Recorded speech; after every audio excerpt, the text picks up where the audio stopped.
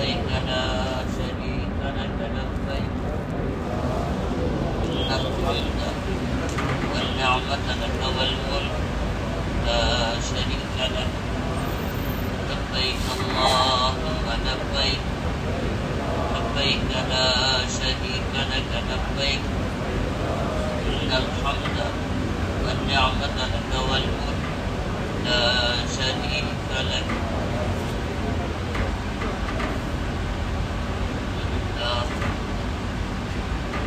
نحمده ونستعينه ونستغفره ونؤمن به ونتوكل عليه ونعوذ بالله من شرور أنفسنا ومن سيئات أعمالنا يهده الله فلا مضل له ومن يضلل فلا هادي له ونشهد أن لا إله إلا الله وحده لا شريك له ونشهد أن سيدنا ونبينا ومولانا محمدا عبده ورسوله صلى الله تعالى عليه وعلى آله وأصحابه وأزواجه وبارك وسلم تسليما كثيرا كثيرا أما بعد فأعوذ بالله من الشيطان الرجيم بسم الله الرحمن الرحيم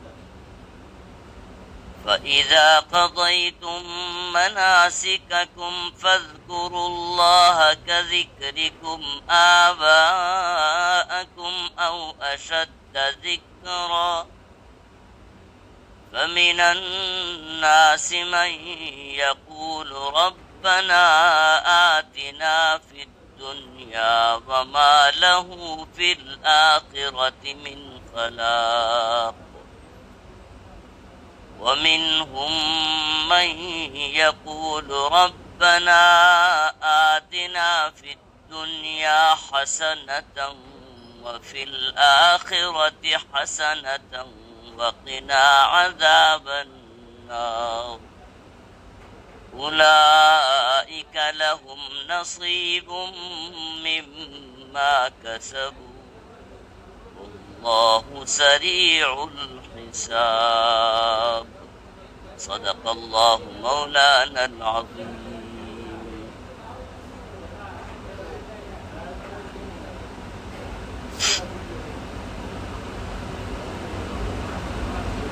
حضرات عازمین حجاج کرام اور پردہ نشین ماؤں اور بہنوں،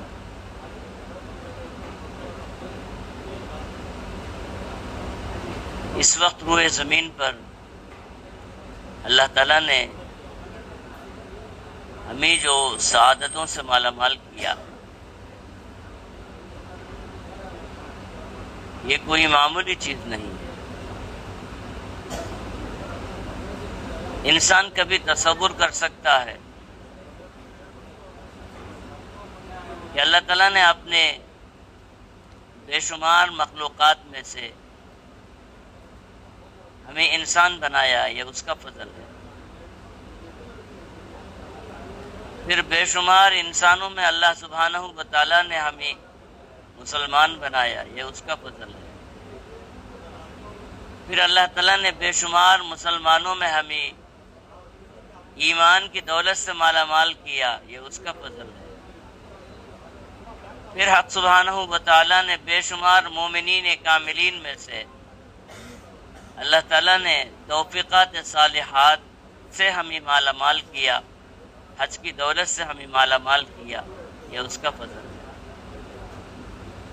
اللہ سبحانہ و تعالیٰ فرماتے وَإِن تَعُدُّوا نِعْمَةَ اللَّهِ لَا تُحْصُوهَا، میری نعمتوں کو اگر تم گننا چاہو تو گن نہیں سکتے ہو۔ اللہ تعالیٰ کی نعمتیں بے شمار ہیں۔ جہاں ہماری سوچ اور سمجھ ختم ہوتی ہے وہاں حق سبحانہ و تعالیٰ کی نعمتوں کی ابتدا ہوتی ہے۔ زیادہ سے زیادہ اگر ہم سے پوچھیں کہ بھائی آپ کیسے ہیں، اللہ کی نعمت ہے۔ تو اگر ہمارے پاس مال ہو، دولت ہو، صحت ہو، عافیت ہو تو ہم کہیں گے الحمدللہ۔ اگر تھوڑی سی طبیعت میں کچھ خرابی آ جائیں تو ہم کیا کہتے ہیں؟ بھائی خیریت میں کمی ہے۔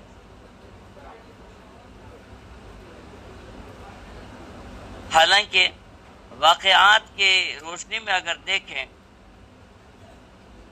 بنی اسرائیل کا ایک بہت بڑا عابد و زاہد، یہ حق سبحانہ و تعالیٰ نے بنی اسرائیل کے عابدوں کو، زاہدوں کو لمبی لمبی عمریں عطا فرمائے۔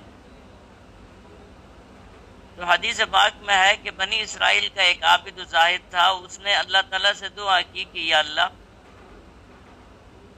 میں آپ کے خاطر گھر چھوڑا، بیوی بچوں سے الگ تھلگ ہوا، اور آپ ہی کی رضا میں میں اپنے آپ کو قربان کرنا چاہتا ہوں۔ میری آپ التجا سن لیجئے، میں پہاڑوں کی چوٹی میں رہ کر عبادتیں کرتا رہوں گا، جب میرا آخری وقت آ جائے تو میں سجدے کی حالت میں رہوں، آپ میری روح قبض کر لینا۔ حق سبحانہ و تعالیٰ نے اس عابد و زاہد کی دعا سن لی، اور ایسے ہی جب اس کا آخری وقت آیا، سجدے کی حالت میں تھا، اس کی وفات ہوئی۔ اب حدیث پاک میں آتا ہے کہ حق سبحانہ و تعالیٰ کے سامنے اس کی حاضری ہوئی۔ اللہ تعالیٰ نے فرشتوں سے کہا، یہ میرا چہیتا بندہ، میرا خاص بندہ آیا ہوا ہے، اس کو میری رحمت سے جنت میں داخل کر دو۔ عابد و زاہد کو یہ بات نشتر کی طرح چبھی کہ 500 سال عبادت کیا، سجدے کی حالت میں موت آئی، اور یہاں تک بعض تاریخ میں تو ہے کہ وہ قیامت تک اسی حالت میں، سجدے کی حالت میں رہے گا۔ اللہ ہی جانتا ہے کہ وہ کون سی پہاڑی کی چوٹی پہ ہے، کہاں سجدے میں پڑا ہوا ہے۔ تو اس کو یہ عجیب لگی بات کہ جب اللہ کی رحمت سے مجھے جنت میں جانا تھا تو یہ 500 سال کی کارستانی کاہے کی؟ آخر اس نے اللہ سے پوچھ ہی لیا کہ یا اللہ، جب تیری رحمت سے مجھے جنت میں جانا تھا تو پھر میری 500 سال کی عبادت کیا ہوئی؟ اللہ نے کہا اچھا، میرا بندہ حساب و کتاب میں آ گیا۔ اللہ تعالیٰ نے کہا کہ اس کے 500 سال کی عبادتیں ترازو کے ایک پلڑے میں رکھ دو، اور اسے دی ہوئی جو دولت آنکھ ہے، ایک آنکھ کو دوسرے ترازو میں رکھ دو۔ کبھی ہم نے سوچا کہ اگر اللہ تعالیٰ یہ آنکھ کی دولت سے ہمیں محروم کرتے تو ہم اندھے ہوتے، کان کی دولت سے اگر محروم کر دیتے تو ہم بہرے ہوتے، زبان کی دولت سے اگر محروم ہو جاتے تو ہم گونگے ہو جاتے، ہاتھ پیر کی دولت سے اگر محروم ہو جاتے تو ہم لنگڑے لولے ہو جاتے، صحت کی دولت سے محروم ہوتے تو پھر ہماری حالت یہ ہے کہ ہم بیمار ہوتے۔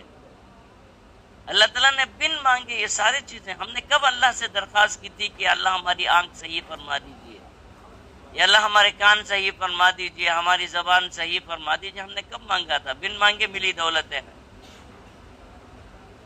تو حق سبحانہ و تعالیٰ نے اس بندے کی توجہ کو ایسی چیز کی طرف مبذول فرما دیا جس کی طرف اس کے وہم و گمان میں بھی بات نہیں تھی۔ اللہ تعالیٰ نے اس کے 500 سالہ عبادت کو ایک پلڑے میں رکھ دیا، اور ایک پلڑے میں اس کی آنکھ کو رکھ دیا۔ ہوا یہ کہ آنکھ والا پلڑا جو ہے بھاری تھا، اور 500 سالہ عبادتوں کا پلڑا ہلکا تھا۔ اللہ تعالیٰ نے فرشتوں سے کہا کہ جب یہ حساب و کتاب پہ آیا ہے تو ایسے کرو کہ اب اس سے مانگو،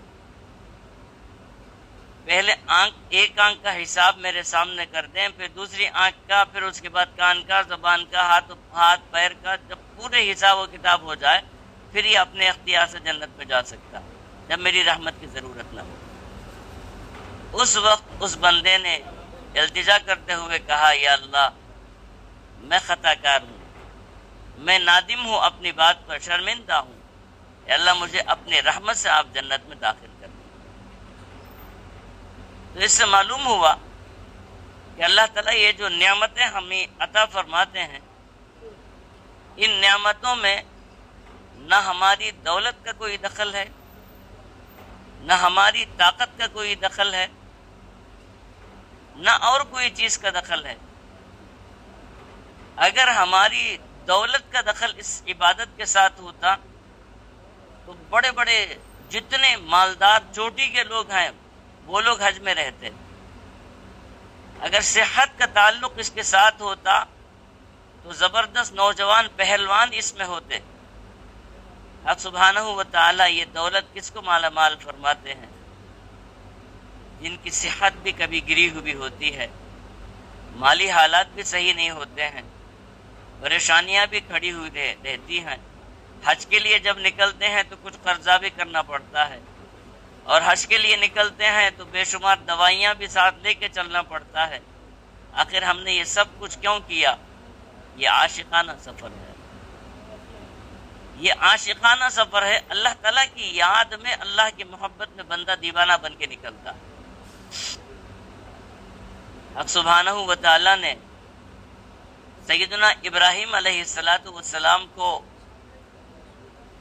جب حکم فرمایا کہ کعبۃ اللہ کی عمارت تیار کرو، جب عمارت تیار ہوئی تو اللہ تعالیٰ نے اس وقت فرمایا وَأَذِّن فِي النَّاسِ بِالْحَجِّ يَأْتُوكَ رِجَالًا وَعَلَىٰ كُلِّ ضَامِرٍ يَأْتِينَ مِنْ كُلِّ فَجٍّ عَمِيقٍ۔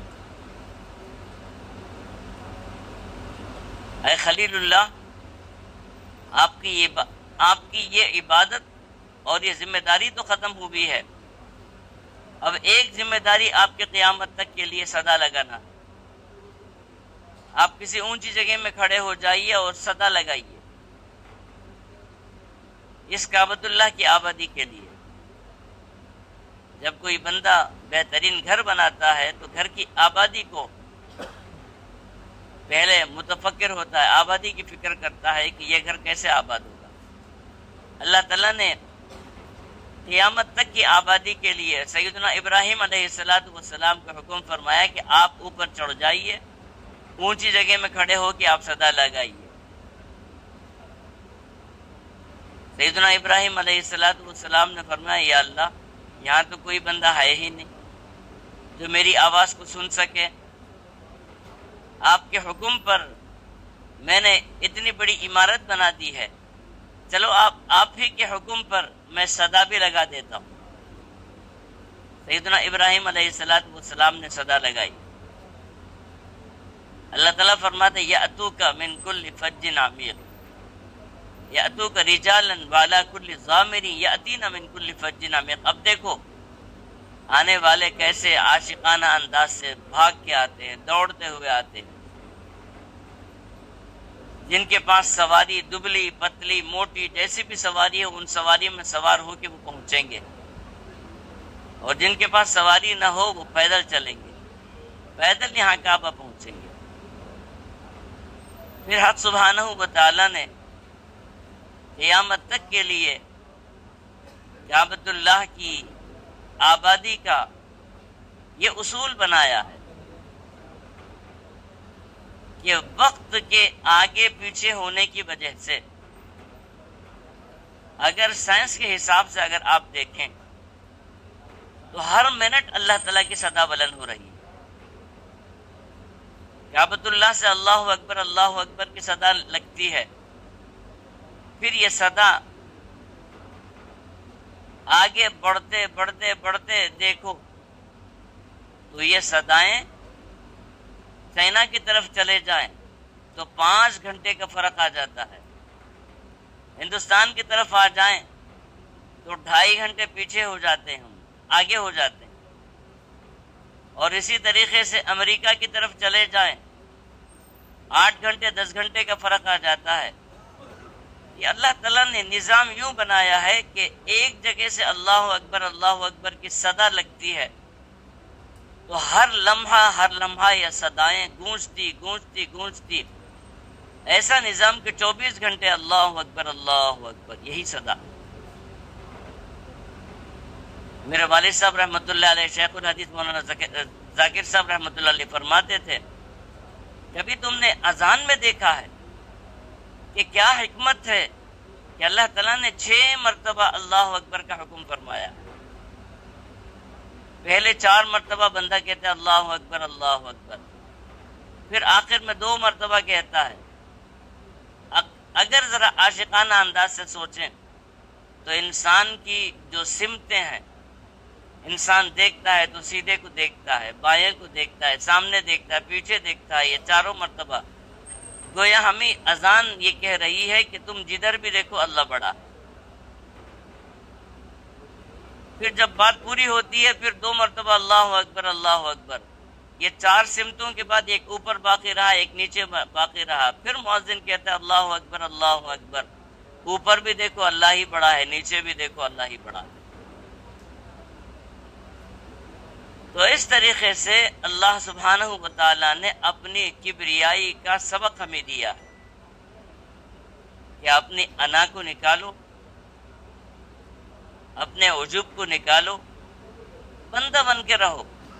ما خلقت الجن والانس الا لیعبدون، تمہیں جو پیدا کیا گیا ہے یہ بندگی کے لیے پیدا کیا گیا، تمہارا تو کوئی اختیار ہے ہی نہیں۔ حضرت حسن بصری رحمۃ اللہ علیہ فرماتے ہیں کہ حضرت علی کرم اللہ وجہہ کے شاگردوں میں سے ہیں۔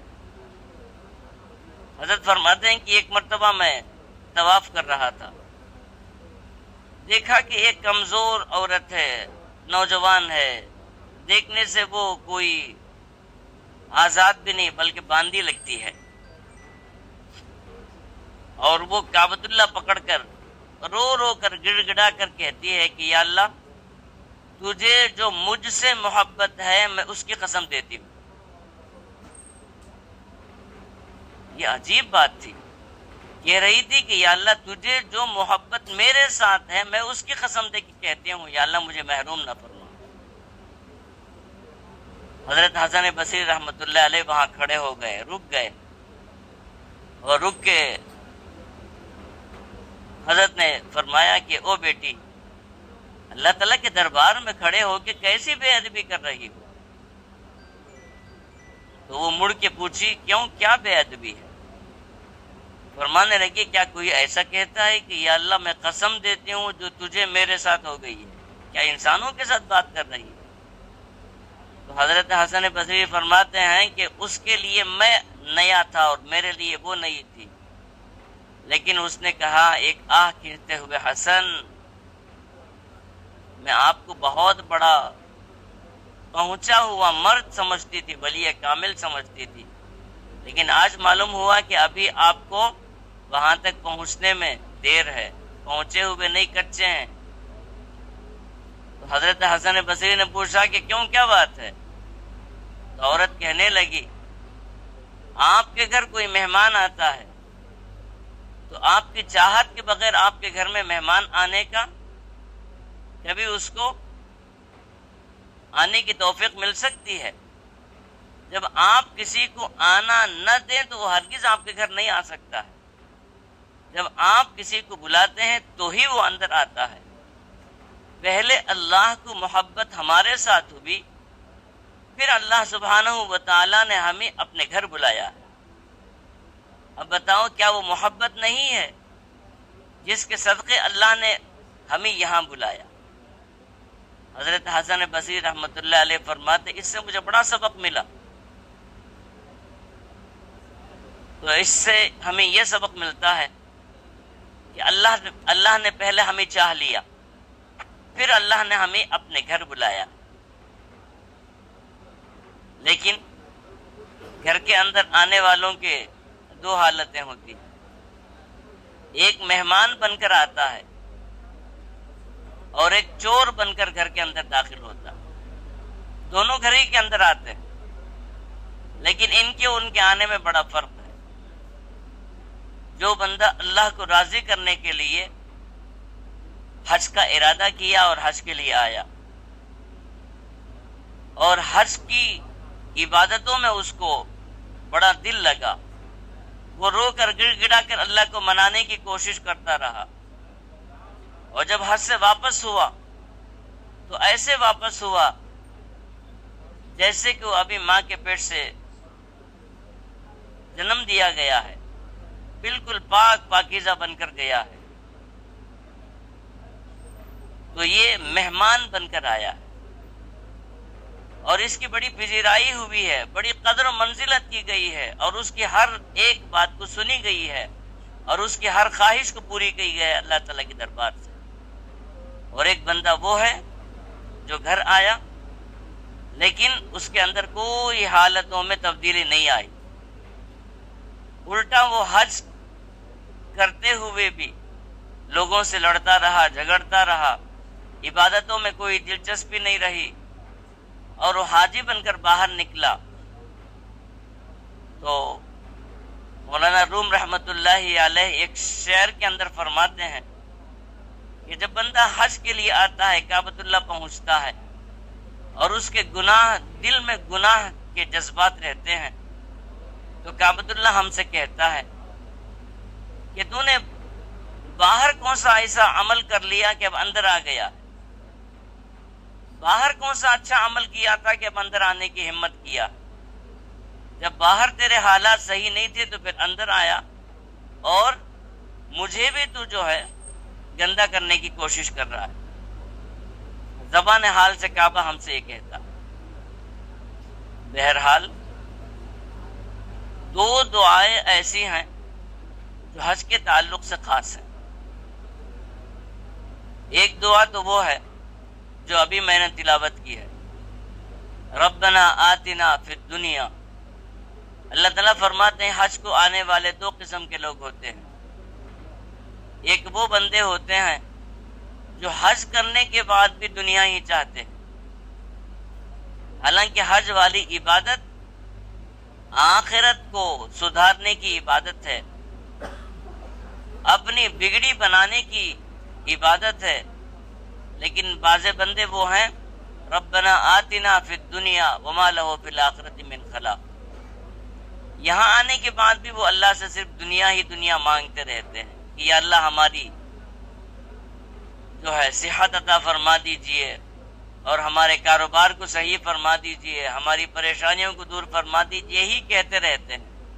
کبھی انہیں کہیں دور دور تک بھی یہ خیال نہیں ہوتا ہے کہ یا اللہ جب ایسے بڑے گھر آ گئے ہیں تو یا اللہ ہم آپ کو مانگتے ہیں، جب آپ ہمارے ہو جائیں تو پھر ساری چیزیں ہماری۔ محمود غزنوی بہت بڑا بادشاہ گزرا ہے، اور اس کے پاس ایک خادم تھا، ایک غلام تھا جس کا نام تھا ایاز، اور محمود اور ایاز کی ایسی بنی ہوئی تھی دونوں کی کہ دونوں ایک دوسرے کے عاشق، غلام مالک کا عاشق، مالک غلام کا عاشق۔ اسی کو شاعر نے کہا یہ کہ صف میں کھڑے ہوئے محمود و ایاز، نہ کوئی بندہ رہا نہ کوئی بندہ نواز۔ ایک مرتبہ ایسے ہوا کہ محمود کسی خوشی کے عالم میں تھا اور اس نے اس وقت اپنے وزراء سے کہا، وزیروں سے، کہ مانگو، کیا مانگنا چاہتے ہو؟ آج میں اتنا خوش ہوں کہ جو مانگو گے میں دینے تیار ہوں۔ مانگنے والے نے حد کر دی، جس کی جو خواہش تھی وہ مانگنے لگا، اور بادشاہ پرچیاں نکال رہا تھا کہ چلو اس کو وہ دے دو، اس کو وہ دے دو، اس کو وہ دے دو، لیکن ایاز کو ہر آدمی دیکھ رہا تھا کہ سرانے پنکھا جھیل رہا، خاموش کھڑا ہوا ہے۔ آخر بادشاہ نے پوچھا، ایاز کیا تجھے کوئی چیز کی ضرورت نہیں ہے؟ یہ وزیر تو ہر چیز مانگ رہے ہیں مجھ سے اور دستخط کیے جا رہے ہیں، اور تو خاموش کیوں کھڑا ہوا؟ تو اس وقت ایاز نے کہا، حضور مجھے بھی چیز کی ضرورت ہے، لیکن مجھے ڈر ہے کہ آپ نہ کر دیں گے، نہیں دیں گے وہ چیز۔ بادشاہ نے کہا نہیں، میری بادشاہت کی قسم ہے، میں اگر میرے بس کی بات ہو تو میں نہ نہیں بولوں گا۔ تو اس نے لرزتے ہوئے کانپتے ہوئے اپنے دونوں ہاتھوں کو بادشاہ کے مونڈے پہ رکھا اور کہا کہ حضور مجھے آپ چاہیے، مجھے کوئی چیز کی ضرورت نہیں ہے، مجھے آپ چاہیے۔ وزیروں کی بھی ہنسی نکلی، بادشاہ بھی ہنس گیا۔ بادشاہ نے کہا کہ عجیب بیوقوف ہے کہ مجھ بوڑھے کو مانگ رہا ہے، مجھ کو لے کے کیا کرے گا؟ کہا کہ نہیں حضور مجھے آپ چاہیے۔ اس وقت بادشاہ نے یہ درس دیا کہ دیکھو میری خوشی سے تم نے فائدہ اٹھایا، اور آج میں خوش ہوں تو تمہیں پروانے جاری کر رہا ہوں، کل تم سے ناخوش ہو جاؤں گا تو پھر تم سے چھین بھی لوں گا۔ اور اس کی ہوشیاری دیکھو کہ اس نے مجھے کو لے لیا، اور جب مجھے لے لیا تو پھر میں الگ نہیں، میری بادشاہت الگ نہیں، مجھے لینا گویا میری ساری بادشاہت کو لینا۔ اللہ سبحانہ وتعالی نے فرمایا من کان للہ کان اللہ لہ، جو بندہ اللہ کا ہو کر رہ جاتا ہے، جو بندہ اللہ کا ہو کر رہ جاتا ہے اللہ اس کا ہو جاتا ہے۔ اور اسی کو کہا جاتا ہے مرضی مولا ازہم اولا، اللہ کی خواہش پر بندہ اپنے آپ کو لگا دے تو اس سے بہتر کوئی اور چیز ہے ہی نہیں۔ تو ہمیں سب سے پہلے اللہ کو راضی کرنے کے لیے عبادت کرنا چاہیے۔ اس کے لیے بڑی آسان مثال ہمیشہ دی جاتی ہے کہ ایک بندہ جو ہے اپنا گھر بنا رہا تھا، اور اپنے گھر کی جو کھڑکی تھی وہ مسجد کے صحن میں کھلتی تھی۔ تو کسی اللہ والے نے وہاں پہنچا اور دیکھ کے پوچھا اس سے کہ بھائی یہ جو کھڑکی آپ نے لگائی ہے کائے کے لیے؟ تو اس نے کہا کمرہ اندھیرا تھا، تاریکی تھی، اس لیے میں نے کھڑکی لگا دی۔ تو اللہ والے نے کہا اگر تم نیت صحیح کر لیتے تو یہی فائدے کی چیز ثواب والی ہو جاتی۔ اگر یہاں نیت یہ کر لیتے کہ کھڑکی اس وجہ سے لگایا ہوں کہ اذان کی آواز آ جائے اور اقامت کی آواز آ جائے تو مجھے نماز جانے میں آسانی ہو جائے گی، اگر نیت بدل لیتے تو ثواب کی چیز ہو جاتی۔ تو یہ عبادت حج والی عبادت ہے، اور اس حج والی عبادت کے بارے میں رسول اکرم صلی اللہ علیہ وسلم نے یقین کے ساتھ فرمایا حجو تغنو، حج کرتے جاؤ، مالدار بنتے جاؤ۔ حج سے بندے کے گناہ دھل جاتے ہیں، اپنی آخرت سنور جاتی ہے، اور اللہ سبحانہ وتعالی کسی کا احسان رکھنا بھی نہیں چاہتے ہیں۔ جب بندہ حج کے لیے مال لگاتا ہے تو مال کو اللہ تعالیٰ دگنا تگنا کر کے اس کو عطا فرما دیتے ہیں۔ فرمایا حجو تغنو، ایک حج کرو مالدار بنو، دوسرا حج کرو اور مالدار بنتے جاؤ، تیسرا حج کرو اور مالدار بنتے جاؤ۔ یہ نہ سوچو کہ حج کے لیے جتنی دولت لگ رہی ہے میری دولت کم ہو رہی، نہیں، حج ایک ایسی چیز ہے تمہارے مال میں اضافہ کرتے جائے گا، اضافہ کرتا جائے گا، لیکن اس کے اندر اخلاص کی ضرورت ہے۔ تو سب سے پہلی دعا ربنا آتنا فی الدنیا، بندہ جو ہے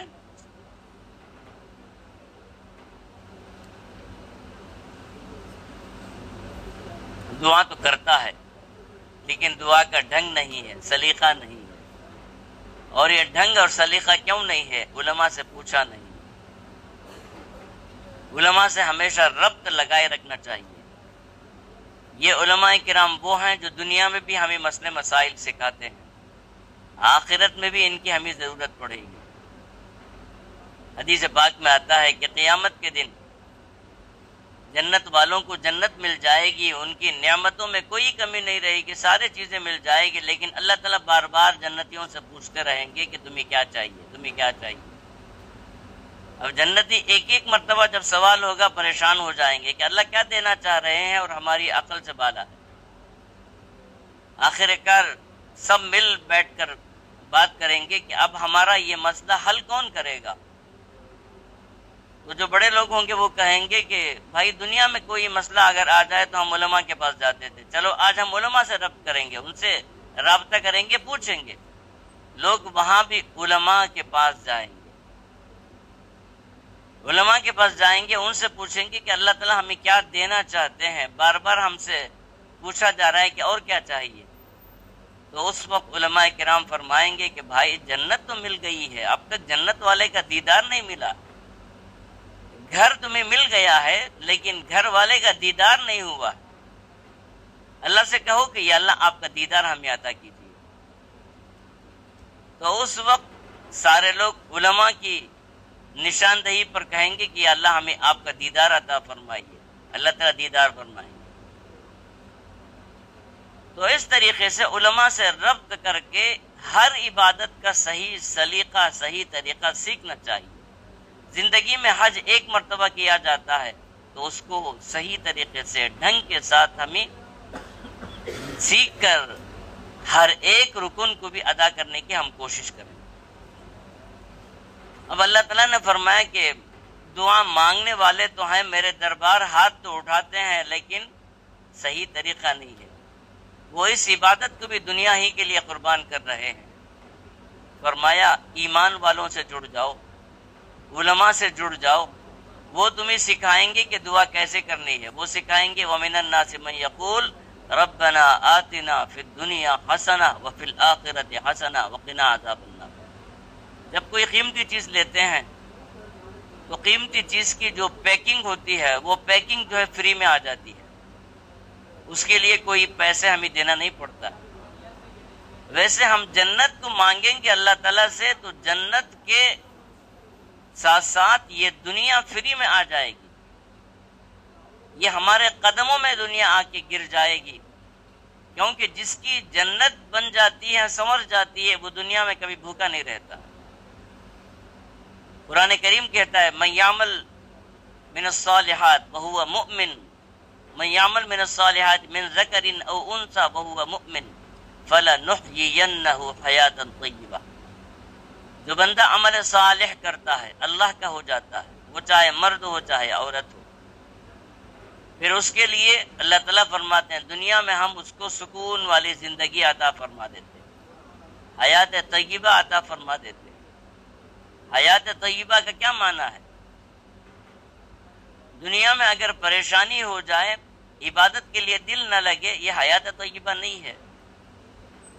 عبادت کے لیے دل لگنا اور ہمیں سکون کی دولت نصیب ہو جانا، یہ حیات طیبہ ہے. ایک بندہ بیماریوں کی وجہ سے دردوں میں تڑپ رہا ہے، یہ کہاں سے حیات طیبہ ہوگی؟ ایک بندہ وہ ہے جو صحیح طریقے سے رکوع نہیں کر پا رہا ہے، سجدہ نہیں کر پا رہا ہے، صحیح طریقے سے عبادت نہیں کر پا رہا ہے، یہ بھی تو سکون نہیں ہے نا. اللہ تعالیٰ فرماتے ہیں کہ میرے بن جاؤ، پھر میں جو ہے تمہیں دنیا بھی عطا کروں گا اور آخرت بھی عطا کروں گا. فرمایا وَمِنَ النَّاسِ مَن يَقُولُ رَبَّنَا آتِنَا فِي الدُّنْيَا حَسَنَةً. بندے کہتے ہیں کہ یا اللہ ہمیں دنیا بھی عطا فرمائیے، دنیا سے بھی ہمیں محروم نہ کیجیے. وَفِي الْآخِرَةِ حَسَنَةً، اور آخرت میں بھی ہمیں کامیابی عطا فرمائیے. وَقِنَا عَذَابَ النَّارِ، اور ہماری التجا یہ ہے کہ جو جہنم فرعون کے لیے، قارون کے لیے، نمرود کے لیے بنائی گئی ہے اس کی بو باس تک بھی ہمیں نہ لگے. اس جہنم سے آزادی کا ہمیں پروانہ عطا فرما دیجیے. کیونکہ دنیا ایک ضروری چیز ہے، مانگنا چاہیے، لیکن دنیا کے ساتھ ساتھ آخرت. حضرت سفیان ثوری رحمۃ اللہ علیہ فرماتے ہیں انسان کی مثال کشتی کسی ہے اور دنیا کی مثال دریا کسی ہے. دریا کے بغیر کشتی چل نہیں سکتی ہے، کشتی چلنے کے لیے دریا کی ضرورت ہے، پانی کی ضرورت ہے. ویسے انسان کے لیے دنیا کی ضرورت ہے، یہاں سے اس کے لیے آرام کے لیے، آسائش کے لیے، زیبائش کے لیے، سارے چیزوں کے لیے، ضروریات پورے کرنے کے لیے، اور ہر ہمیشہ اوپر والا ہاتھ بن کر رہنے کے لیے، نیچے کے ہاتھ کی جو ہے ذلتوں سے بچنے کے لیے اسے دنیا کی ضرورت ہے. دنیا مانگنا چاہیے. عبد القادر جیلانی رحمۃ اللہ علیہ فرماتے تھے دنیا کماؤ کوئی برائی نہیں ہے، دنیا جماؤ کوئی برائی نہیں ہے، اکٹھا کر لو کوئی برا نہیں ہے. ہاں اتنی بات ہے کہ دل کو ہمیشہ محفوظ رکھو. اس دنیا کو اگر دل کے اندر گھسا لو گے تو پھر یہ ایسے ہو جائے گا جیسے کشتی میں اگر کہیں سوراخ ہو جائے تو وہی کشتی جو ہماری سلامتی کی باعث تھی آج وہ ہمیں ڈبا دے گی. ویسے ہی بندہ دنیا میں منہمک ہو کر اللہ کو راضی کرنا بھول گیا تو پھر بندہ دنیا ہی میں ہو کر رہ جائے گا، آخرت سے محروم ہو جائے گا. لہذا فرمایا وقینا عذاب النار، جہنم سے ہمیشہ آزادی کا پروانہ مانگتے رہو. اولئک لہم نصیب مما کسبوا واللہ سریع الحساب. اللہ تعالیٰ تو ہر ایک کا حصہ مقدر رکھا ہے، جس کو جو ملنا ہے وہ مل کے رہے گا. ایسا نہیں کہ اگر میں دنیا میں کچھ ہیری پھیری کروں تو ہی مجھے دنیا ملے گی. دنیا کا مقدر ہے، وہ مل کر ہی رہے گا. واللہ سریع الحساب. اور آخرت میں اپنے نیک بندوں کے ساتھ اللہ تعالیٰ حساب و کتاب کو آسان فرما دیتے ہیں. تو ان باتوں سے ہمیں اپنا مراقبہ کرنا چاہیے، محاسبہ کرنا چاہیے کہ ہم اتنی بڑی عبادت کے لیے آ گئے ہیں تو ہمارے کیفیات کیسے ہونے چاہیے، ہمارے اندر جذبات کیسے ہونے چاہیے، اور ہم کیسے رو کر گڑ گڑا کر اللہ کو منانے کی کوشش کریں. اور اس عبادت کو، اس حج کو ہم ایسے بنائیں کہ آئندہ حج کو اللہ تعالی ہمیں بلائیں کہ یہ بندہ جو آیا تھا بڑا نیک بندہ تھا، اس کی آہیں بڑی پیاری تھی، اس کا رونا گڑ گڑانا بڑا اچھا تھا، چلو اس بندے کو پھر اور بلاتے ہیں. اللہ والے تو یہاں تک کہتے ہیں کہ ایک نماز کے بعد جب دوسرے نماز کی توفیق ملتی ہے تو سمجھو کہ پہلی نماز ہماری قبول ہو گئی، تبھی تو دوسری نماز کی توفیق ملی ہے. اگر دوسری نماز کی توفیق نہ ملی تو فوراً اس وقت توبہ کرو، استغفار کرو کہ اللہ پہلی نماز میں کوتاہی تھی، اب جبھی تو یہ نماز کی توفیق ہم سے چھین لی گئی ہے. تو ان باتوں کا محاسبہ کریں. باقی حج کے تعلق سے کمل میں حضرت کا جو بیان تھا ماشاءاللہ بہت ہی کافی، شافی، وافی بیان تھا. اس سے زیادہ تو مجھے بولنے کی ضرورت نہیں ہے. فضائل پر اور توجہ دلانے پر کچھ باتیں میں نے کہہ دی ہے. اللہ تعالی ہمیں اور آپ کو توفیقات صالحات سے مالا مال فرمائے، عبادتوں کا جذبہ عطا فرمائے، سنبھل کر زندگی گزارنا نصیب فرمائے. الحمدللہ رب العالمین والصلاة والسلام علی رسولہ سیدنا محمد وآلہ وصحبہ اجمعین. اللہم یا حد من لا حد لہ، یا سند من لا سند لہ، یا ذخر من لا ذخر لہ، یا حرز الضعفاء، یا کنز الفقراء، یا عظیم التجا، یا منفذ الحلقہ، یا منجی الغرقہ. انت الذی سجد لک سواد اللیل وضوء النہار وشعاع الشمس ودبی الماء ونور القمر. اللہم انت اللہ لا الہ الا انت. نسألک ان تصلی علی سیدنا محمد وعلى آل سيدنا محمد وآت سيدنا محمد الوسيلة والفضل والفضيلة والدرجة الرفيعة والمقام المحمود الذي بعثته، واجزه عنا ما هو أهله، واجزه أفضل ما جازيت نبيا عن قومه ورسولا عن أمته يا رب العالمين. اللهم ارزقنا حجا مبرورا، سعيا مشكورا، ذنبا مغفورا، وتجارة لن تبور. اللهم جنبنا الفواحش ما ظهر منها وما بطن. اللهم آت نفوسنا تقواها وزكها أنت خير من زكاها. اللهم أنت وليها ومولاها. اللهم لا ملجأ ولا منجا من الله إلا إليك. اللهم لا مانع لما أعطيت ولا معطي لما منعت ولا راد لما قضيت ولا ينفع ذا الجد منك الجد يا رب العالمين. اللهم لا سهل إلا ما جعلته سهلا وأنت تجعل الحزن سهلا إذا شئت. ربنا آتنا في الدنيا حسنة وفي الآخرة حسنة وقنا عذاب النار. ربنا تقبل منا إنك أنت السميع العليم وتب علينا إنك أنت التواب الرحيم. اللهم صل صلاة كاملة وسلم سلاما تاما على سيدنا ومولانا محمد الذي تنحل به العقد وتنفرج به الكرب وتقضى به الحوائج وتنال به الرغائب وحسن الخواتيم ويستسقى الغمام بوجه الكريم وعلى آله وأصحابه في كل لمحة ونفس بعدد كل معلوم لك. یا اللہ یا اللہ یا اللہ، آمین برحمتک یا ارحم الراحمین۔ میں نے حج کے تعلق سے 2 دعاؤں کا ذکر کیا تھا۔ ایک دعا تو ربنا آتنا فی الدنیا حسنہ وفی الآخرۃ حسنہ وقنا عذاب النار ہے۔ دوسری دعا ربنا تقبل منا انک انت السمیع العلیم وتب علینا انک انت التواب الرحیم۔ یہ دعاؤں کا ہمیشہ معمول رکھیں۔ اللہ خیر کرے۔ السلام علیکم۔